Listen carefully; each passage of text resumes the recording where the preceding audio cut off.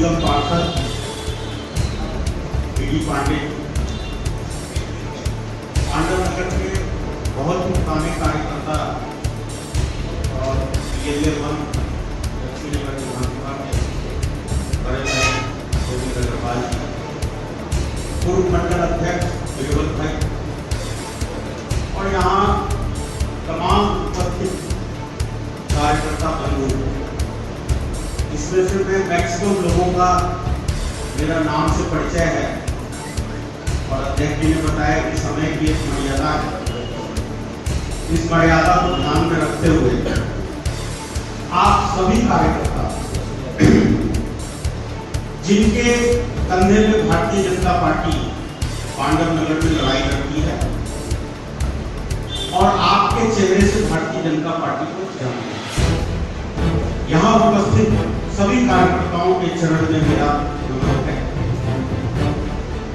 चूंकि प्रशिक्षण शिविर ये महाप्रशिक्षण शिविर के नाम से जाना जा रहा है, पंडित दीनदयाल उपाध्याय महा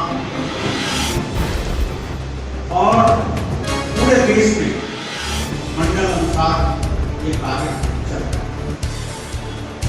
आज पांडव नगर का प्रशिक्षण शिविर तय हुआ और कल प्रदेश से सूचना आई कि प्रथम सत्र आपको लेने जाना। मुझे बहुत खुशी हुई। बहुत कम मौका मिलता है कि अपने लोगों के बीच में प्रदेश से आदेश हो कि आपको जाना। हमेशा प्रदेश कहता है कि जो इनका क्षेत्र है वो छोड़ के दूसरे जगह भेजा जाए, जैसे बेगमपुर, निवासपुर, ऐसी जगहों पे मैं जा रहा हूँ।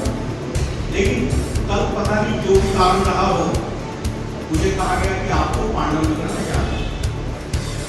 अपने बीच में आके थोड़ा घबराहट होता है, लगता है कि भाई अपने लोग सुन रहे हैं, पता नहीं मेरे बारे में क्या सोचेंगे क्या सोचेंगे। लेकिन मैं आप सबके सहयोग से इस पूरे सत्र को ठीक ढंग से संचालित करने की कोशिश करूंगा। जब कोई भी कार्यक्रम शुरू होता है तो शुरू में बहुत सारी छोटी छोटी त्रुटियां रहती है, क्योंकि अपना ये मंडल है और यहाँ पर मैं सबको जानता हूँ। मैं थोड़ा सा आगे जो प्रशिक्षण शिविर चलेगा उसके बारे में 2-4 लाइनों में मैं बिंदु डाल देता हूँ ताकि मंडल अध्यक्ष के लिए आसानी हो जाए। पहला सत्र जो उद्घाटन सत्र है और अंतिम सत्र जो समापन सत्र है, उस सत्र में मंडल का मुखिया मंच पे है, यानी कि 3 कुर्सियां लगेगी, एक उस सत्र का अध्यक्ष और एक मंडल का मुखिया। और अगर निगम पार्षद उपस्थित हैं और बाकी जो सत्र है उसमें 2 ही कुर्सियां होगी, एक उस सत्र का अध्यक्ष होगा और एक जो वक्ता। सत्र की जो अध्यक्षता करेगा वो 2 या 3 लाइन में वक्ता का परिचय और किस विषय पे वक्ता बोलने वाला है ये बताना। हम लंबा अध्यक्ष को नहीं बोलते क्योंकि विषय पे है ना। आज देश में बहुत सारी स्थितियां हैं, बहुत लंबी चर्चाएं हो सकती हैं, वो भी एक सत्र है। सरकार की उपलब्धियां एक सत्र है सबसे अंत में, और एक दिल्ली की वर्तमान राजनीतिक परिस्थिति भी एक सत्र है, उसमें चर्चा हम करेंगे। लेकिन संक्षिप्त में वक्ता का परिचय और 2-3 लाइनों में क्या विषय लेने वाले हैं वक्ता, ये अध्यक्ष का है। अध्यक्ष भी इसी मंडल का कोई वरिष्ठ कार्यकर्ता। आप वो पहले सूचना बाकी गिनती में आने की ठीक है, इसका भी फोन चल रहा है वो साइलेंट या बंद कर। मित्रों, जो विषय है अभी तक विषय बताया नहीं गया, हालांकि आप सबके हाथ में पत्रक है, लेकिन जो विषय है भाजपा इतिहास का विकास। हम सब भारतीय जनता पार्टी के कार्यकर्ता हैं। भाजपा के खिलाफ कोई बोलता है तो हम लड़ने के लिए तैयार हैं।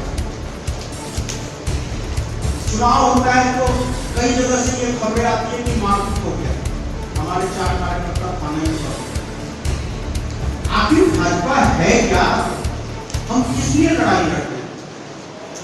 हमसे तो कोई नहीं आके पूछता भाई तुम भाजपा के कार्यकर्ता हूं, मुझे क्या मिलता है? आपको भाजपा देती क्या है? आप क्यों भाजपा से? ये भारतीय जनता पार्टी शब्द का सृजन कहां से होता है? और राजनीतिक क्षेत्र में हम काम कर रहे हैं तो बीजेपी के लिए ही क्यों काम कर रहे हैं? ये हम सब कार्यकर्ता को जानते हैं। और कार्यकर्ता को अगर ये पता हो कि जिस पार्टी के लिए हम काम कर रहे हैं, जिस पार्टी के लिए सुबह से उठते शाम तक हम चर्चा कर रहे हैं, उस पार्टी का इतिहास क्या है, उस पार्टी को किन लोगों ने सींचा है, ये सब जानने का हर कार्यकर्ता को अधिकार है। और हमेशा भारतीय जनता पार्टी हमेशा कोशिश करती है कि हमारा उत्पत्ति, हम किस उद्देश्य से देश में काम कर रहे हैं, हमारी राजनीतिक सोच कहां पे है, इन सब चीज को हमेशा बताती है। लेकिन जब भी कोई 1-2-3 साल में नया सेशन शुरू होता है, चुनाव की प्रक्रिया होती है, हमारे यहाँ संविधान के अनुसार सब कार्य होते हैं, सदस्यता होते हैं, सदस्यता होती है, और फिर एक लोकल बॉडी का चुनाव होता है, फिर मंडल अध्यक्ष का चुनाव होता है, जिला अध्यक्ष का चुनाव। इन सब के पीछे एक प्रशिक्षण का भी काम है। आप सबको जान के बहुत आश्चर्य होगा कि महाप्रशिक्षण और लगभग 1.5 लाख कार्यकर्ताओं को प्रशिक्षित करने का प्लान केंद्र की तरफ से बना। और सिर्फ दिल्ली में लगभग 30,000 कार्यकर्ताओं को प्रशिक्षित करना। आप देखो, ये भारतीय जनता पार्टी कार्यकर्ता बेस्ड पार्टी है, ये तो आप सब बोलते ही। लेकिन कैसे है उसकी प्रक्रिया में आप सब आज सामने आए। भाजपा का इतिहास समझने के लिए पूरे इस कालखंड आजादी से थोड़ा पहले से लेकर अब तक जो कालखंड बीता है, उस कालखंड को 3 भाग में बांटना। फिर हम अपने पार्टी के इतिहास को ठीक से समझ सकते हैं। और 3 कालखंड है 1944-45 के आसपास से लेकर 1980 तक एक कालखंड, 1980 से 1996 दूसरा कालखंड, और 1996 से 2015 तीसरा कालखंड। यानी आजादी और जनसंघ।